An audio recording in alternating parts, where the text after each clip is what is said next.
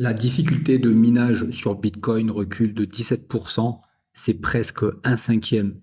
Ce qui se passe, c'est que les fermes de minage débranchent leurs machines du réseau pour se tourner désormais vers l'intelligence artificielle qui a grandement besoin de puissance de calcul pour être toujours de plus en plus performant. Si vous utilisez les intelligences artificielles, à quel point elles progressent de semaine en semaine, c'est très impressionnant.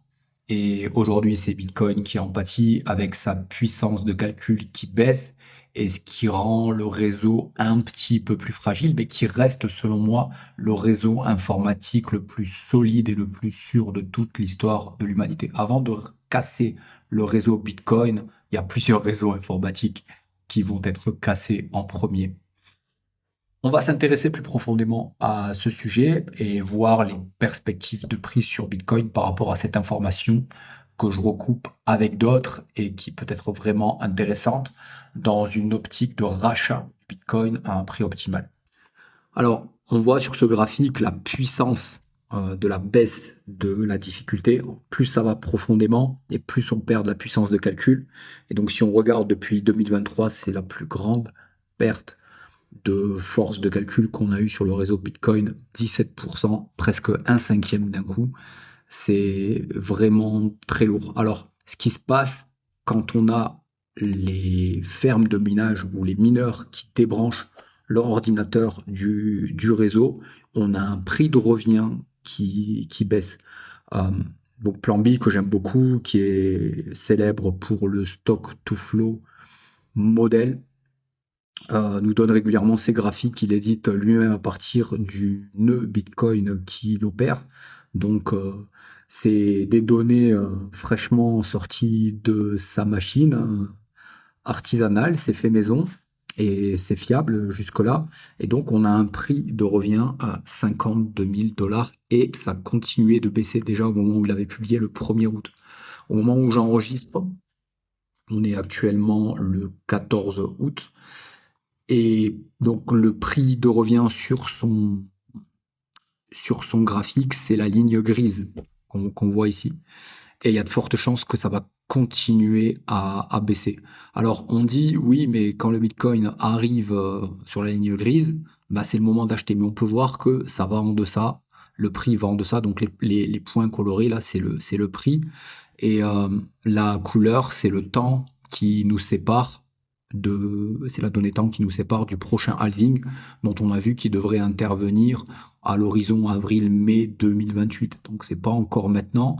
Et je rappelle que selon les données du stock to flow model, le meilleur moment où acheter, c'est 6 mois avant le halving. Et le meilleur moment où revendre, c'est 18 mois après le halving ou 500 jours. Entre 500 jours et 18 mois, ce qui nous donne en général les tops ici. Et pour acheter, pas les bottoms parfaits, mais un petit peu au-dessus. Donc ça reste une donnée cyclique vraiment très intéressante.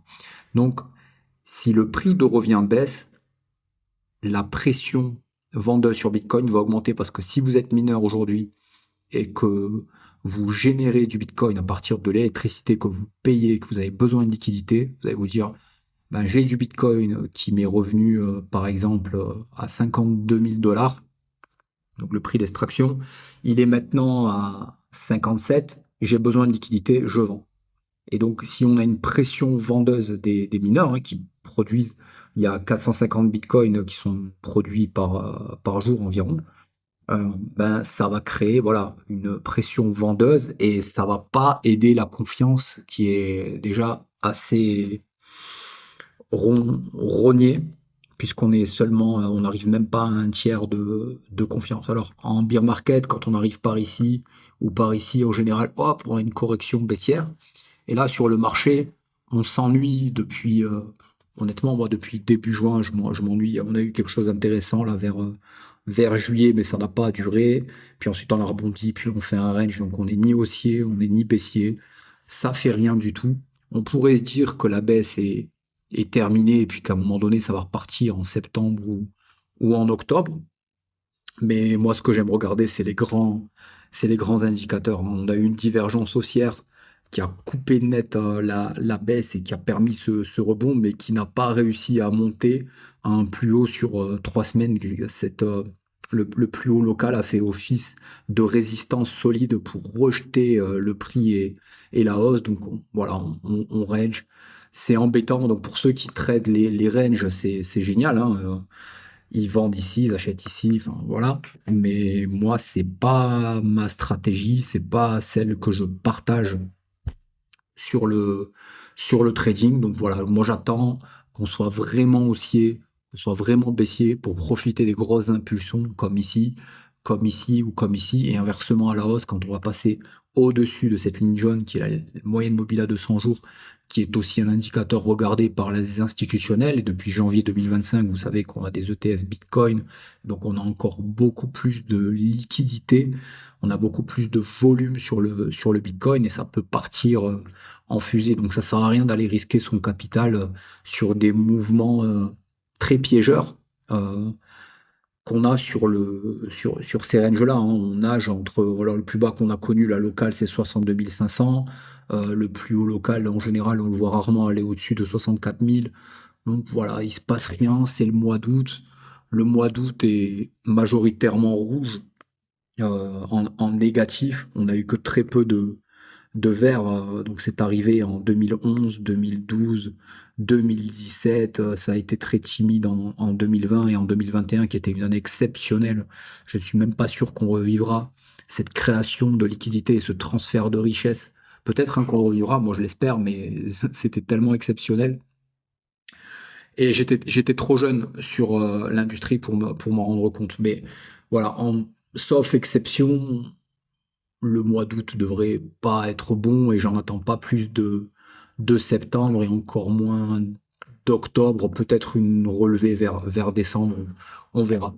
Et quand on regarde le H-ribbon sur un autre graphique ici, donc le H-ribbon, qu'est-ce que c'est? Ça veut dire que quand les mineurs rebranchent leur machine, ils se disent, bah là c'est intéressant, la puissance de calcul a suffisamment baissé parce que plus la puissance de calcul est haute et plus ça vous coûte cher en fait, plus vous allez consommer de l'électricité pour libérer le Bitcoin sur les 21 millions au maximum qui seront libérés dans l'histoire du BTC. Donc quand l'électricité est trop chère, vous débranchez parce que c'est pas rentable. Mais à un moment donné, quand la difficulté va être tellement basse, eh ben, ce sera permis pour des petits mineurs de générer de la richesse. Et là, ils vont rebrancher leur machine. Et c'est ce qu'on appelle le hash-ribbon, et ça s'identifie par une pastille bleue ici, qu'on peut voir notamment sur TradingView. Et quand on a passé une certaine correction sur le Bitcoin et que la pastille bleue s'active, on repart sur quelque chose d'haussier. Mais attention, il peut y avoir des pièges. Par exemple, elle peut s'activer un petit peu trop tôt, comme je pense que ça pourra arriver là bientôt, et connaître encore une baisse. Cette baisse-là, je l'ai bien connue, puisque j'étais déjà sur le marché des crypto-monnaies à ce moment-là, donc en 2022, c'était la chute d'FTX. Donc il y a toujours des signes noirs, des choses qu'on ne peut pas prévoir, très peu prévoir, qui arrivent. Et là maintenant, on a une pastille bleue par exemple qui s'est activée en haut du cycle à 126 000 $. Donc là, c'était pas intéressant. Mais cette pastille bleue, elle est vraiment intéressante quand on a déjà effectué un certain temps de correction. Pour l'instant, on est qu'au mois d'août. Je pense que ça peut encore ranger, etc. Et j'attends, donc, moi, une dernière vague baissière que j'illustre ici. Il va falloir que je peaufine. Dites-moi si vous voulez que je fasse une analyse plus poussée sur le Bitcoin, plus orientée vers des vagues d'Elliott avec des Fibonacci. Parce que quand je regarde mon dessin sur la Fibo, moi j'ai plus envie d'arrêter ma C euh, ici et de faire d'autres 1, 2, 3, parce que c'est tout à fait viable ici. Je me souviens que c'était un 123,6 ou quelque chose comme ça. Enfin, c'était une extension de Fibonacci qui était vraiment très crédible si au regard des probabilités de Fibonacci. Et là, bah, faire des ranges, des ranges, des ranges jusqu'à avoir une poussée haussière ou une impulsive haussière en 5 vagues ou une impulsive baissière. Mais bon, pour l'instant, je laisse mon dessin ici un petit peu en deçà des 40 000 $, mais voilà, c'est pas très propre. Je le concède. C'est pas très, voilà, c'est pas très logique au niveau des durées jusqu'à la B, là, c'était logique. La C, elle pourrait s'arrêter là, ça serait un petit peu trop court, c'est ça qui est étrange. Ou alors, ça aurait pu s'arrêter ici. Mais bon, il va falloir que je le recalcule parce que je suis pas à l'aise avec ce dessin. Et certains disent que les 40 000 $ n'auront jamais lieu. C'est possible. On va voir. Mais moi, je me pousserai pas, comme je le dis dans les vidéos précédentes, à l'achat de manière désespérée dans la mesure où on peut encore avoir une chute. Là, on est à 63 000. On peut avoir une chute encore de 50%. C'est tout à fait possible et réalisable. Et croyez-moi sur le marché, des erreurs d'interprétation, j'en ai commis pas mal et on dit que l'erreur, l'échec est un diplôme. Et croyez-moi, j'en ai beaucoup des diplômes.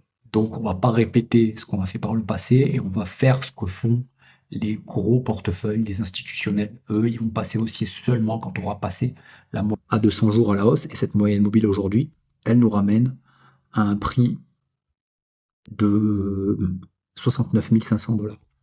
Quand on clôturera au-dessus de 69 500 $, là, je commencerai à me dire, là, on peut acheter, et ça restera un prix très raisonnable, puisque moi, j'ai liquidé, je me rappelle, mes bitcoins autour de 100 000 $. Donc, je suis forcément, de manière indirecte, en short. Et ça reste quand même une très beau gain. Donc, faut pas confondre le trading avec le portefeuille investissement. Évidemment, je garde toujours une petite partie de BTC, qui est un investissement long terme, puisque je suis haussier sur le très long terme en ce qui concerne le BTC, et le trading, je le fais avec un portefeuille dédié au trading. Mais depuis que je regarde les gros signaux, ben, j'ai évité beaucoup de pertes et j'ai fait pas mal de gains. Et maintenant, je suis dans une optique de laver, rincer, répéter. Et vous, dans quelle optique vous êtes sur le marché des crypto-monnaies? Ben, dites-le moi en commentaire. Je serais ravi de partager avec le plus important, c'est de construire votre plan, de le tenir face à toute tempête, parce que c'est avec la persévérance que vous atteindrez le succès. Je vous dis à très bientôt. Ciao.